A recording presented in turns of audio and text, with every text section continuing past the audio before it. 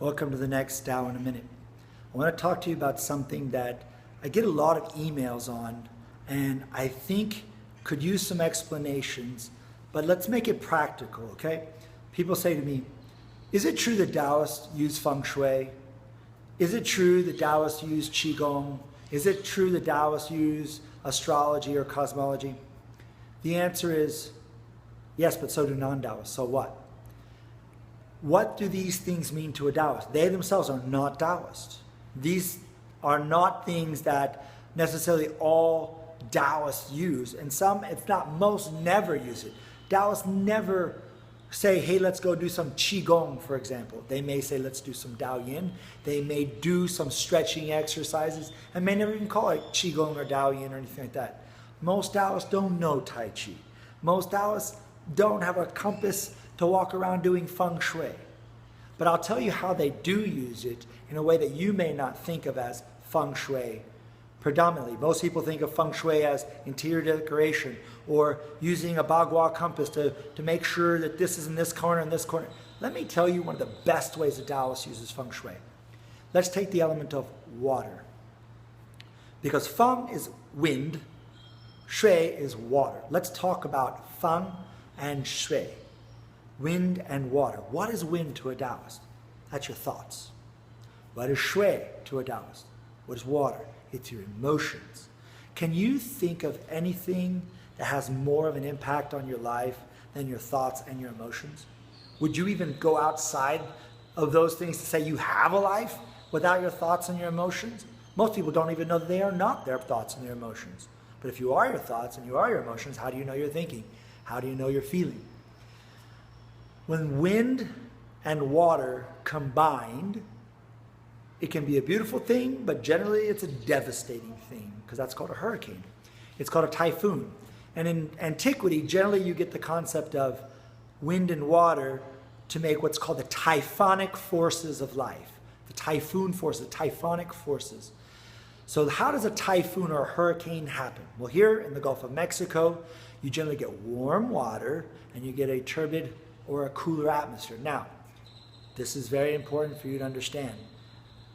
When you talk about warm water, warm emotions, because water is just the analogy for emotions, that's things like resentment, expectations, anger, pain, resentment. All of these things are warm emotions. And when you live your life by expectations, where I'm in a relationship and they better do this, or I want a job and it's better give me this, or I'm doing these things for these people, they better reciprocate and do this for me.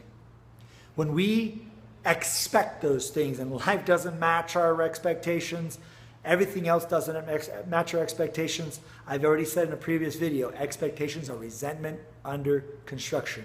And that warms that water up. And then you get this story in your head of how life should be versus how life is. We talked about before, remember, objective versus subjective. How life is how life is. That's objective. Life does not need or care about your color commentary. It simply is. And so when all those thoughts are twirling in your head and all those resentments, they start twirling down and they start grabbing that water. And that water and that wind start to get extremely turbulent. And those thoughts make stories. And those stories make emotions. And those stories make more thoughts. And she better not. And he never loves. And this makes the typhonic force of nature that causes us to say the ugliest things. That cause us to do things we would never do otherwise. It causes us to be so upset. Almost all relationship problems, whether it's marital or friendship or familial, it doesn't matter, come from these typhonic forces. Absolutely. Generating this force of nature in our lives until we blow ourselves out and then we collapse. And now we're responsible for all the devastation. All that has to be repaired. We're responsible. We say, well, it's not my fault. I was just angry, or I'm sorry. But those emotions, you identified with them, so therefore you own them. You identify with those thoughts, therefore you own them. And therefore you're responsible for the actions of them. This is where it says, don't make promises when you're happy. Don't make decisions when you're angry. And don't commit to anything when you're not really emotionally capable of understanding what you're committing to. Because when you make these things, you're still on the hook for them. And when you say, oh, well, I was in a different state, I was in a different emotional place, but now I don't really want to. People now understand you as what's called inconsistent. People understand you to be unreliable, untrustworthy. You might be the most reliable in the world.